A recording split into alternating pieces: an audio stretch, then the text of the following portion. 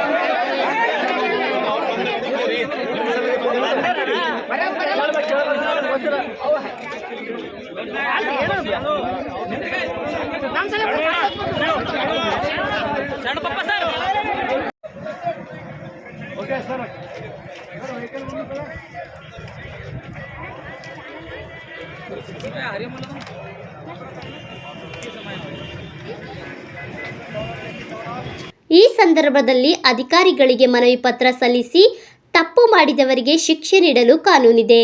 ಯಾರೂ ಕೂಡ ಕಾನೂನು ಕೈ ತೆಗೆದುಕೊಳ್ಳಬಾರದು. Doctor B R. ಅಂಬೇಡ್ಕರ್ ಅನುಯಾಯಿಗಳಾಗಿ ಕಾನೂನು ಕೈ ತೆಗೆದುಕೊಂಡರೆ ಹೇಗೆ ಎಂದು ಮುಖಂಡರು ಆಕ್ರೋಶ ಹೊರಹಾಕಿದ್ದರು.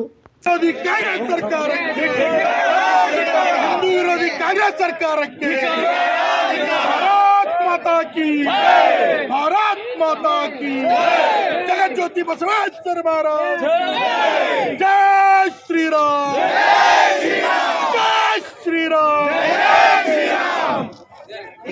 विरोधी राजकारणिಗಳಿಗೆ ಜಗತ್ ವಿರೋಧಿ ರಾಜಕಾರಣಿಗಳಿಗೆ ಇಂದರ್ ಬ್ರದರ್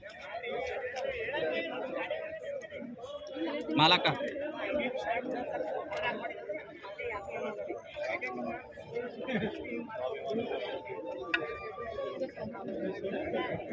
ವೀರಶೈವ ಲಿಂಗಾಯತ ಸ್ವಾಭಿಮಾನ ಸಮನ್ವಯ ಸಮಿತಿ ವೇದಿಕೆ ಕಲಬುರಗಿ ವತಿಯಿಂದ ಮಾನ್ಯ ಜಿಲ್ಲಾಧಿಕಾರಿಗಳಿಗೆ ಹಾಗೂ ಜಿಲ್ಲಾ ದಂಡಾಧಿಕಾರಿಗಳು ಹಾಗೂ ಸದ್ಯ ನಮ್ಮ ತಾಲೂಕು ದಂಡಾಧಿಕಾರಿಗಳು ಉಪಸ್ಥಿತರಿದ್ದಾರೆ.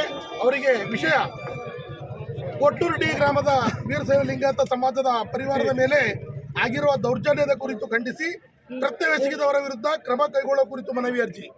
ಮಾನ್ಯರೇ, ಈ ಮೇಲ್ಕಂಡ ವಿಷಯಕ್ಕೆ ಸಂಬಂಧಿಸಿದಂತೆ ವೀರಶೈವ ಲಿಂಗಾಯತ ಸಮನ್ವಯ ಸಮಿತಿ ವಿರುದ್ಧ ಸ್ವಾಭಿಮಾನ ಸಮನ್ವಯ ಸಮಿತಿ ವೇದಿಕೆ ಕಲಬುರಗಿ ವತಿಯಿಂದ ಮಾನ್ಯ ಜಿಲ್ಲಾಧಿಕಾರಿಗಳಿಗೆ ವಿನಂತಿಸಿಕೊಳ್ಳುವುದೇನೆಂದರೆ, ಕೊಟ್ಟೂರು ಡಿ ಗ್ರಾಮದಲ್ಲಿ ವೀರಶೈವ ಲಿಂಗಾಯತ ಸಮಾಜದ ಪರಿವಾರದವರ ಮೇಲೆ ಹಲ್ಲೆ ಮಾಡಿದ್ದಲ್ಲದೆ ಅವರ ಆಸ್ತಿಪಾಸ್ತಿಗೆ ಪೆಟ್ರೋಲ್ ಹಾಕಿ ಸುಟ್ಟು ಹಾಕಿರುವ ಹೀನ ಕೃತ್ಯವನ್ನು ಖಂಡಿಸಿ ಕೃತ್ಯವೆಸಗಿದ ಕಿಡಿಗೇಡಿಗಳ ವಿರುದ್ಧ ಕಾನೂನು ಪ್ರಕಾರ ಕ್ರಮ ಕೈಗೊಳ್ಳಬೇಕು ಹಾಗೂ ಅವರನ್ನು ಬಂಧಿಸಬೇಕು ಮತ್ತು ಶಿಕ್ಷೆಗೆ ಒಳಪಡಿಸಬೇಕೆಂದು ಅಲ್ಲದೆ ಇವರ ಹಿಂದೆ ಇರುವಂತಹ ಬೆಂಬಲಿಸುತ್ತಿರುವ ರಾಜಕಾರಣಿಗಳಾಗಲಿ ಆ ಒಂದು ಸಮುದಾಯದ ಪುಡಾರಿಗಳಾಗಲಿ ಅವರ ವಿರುದ್ಧವೂ ಕೂಡ ಕ್ರಮ ಕೈಗೊಳ್ಳಬೇಕೆಂದು ಕೇಳುತ್ತಾ, ಇವರ ವಿರುದ್ಧ ಅತಿ ಶೀಘ್ರದಲ್ಲಿ ತಾವು ಕ್ರಮ ಕೈಗೊಳ್ಳದಿದ್ದರೆ ಮುಂದಿನ ದಿನಗಳಲ್ಲಿ ಪ್ರತಿನಿತ್ಯ ಹೋರಾಟ ಮಾಡುವುದು ಅನಿವಾರ್ಯವಾಗುತ್ತದೆ ಎಂದು ವೀರಶೈವ ಲಿಂಗಾಯತ ಸ್ವಾಭಿಮಾನ ಸಮನ್ವಯ ಸಮಿತಿ ಕಲಬುರಗಿ ವೇದಿಕೆ ವತಿಯಿಂದ ಆಗ್ರಹಿಸುತ್ತೇವೆ.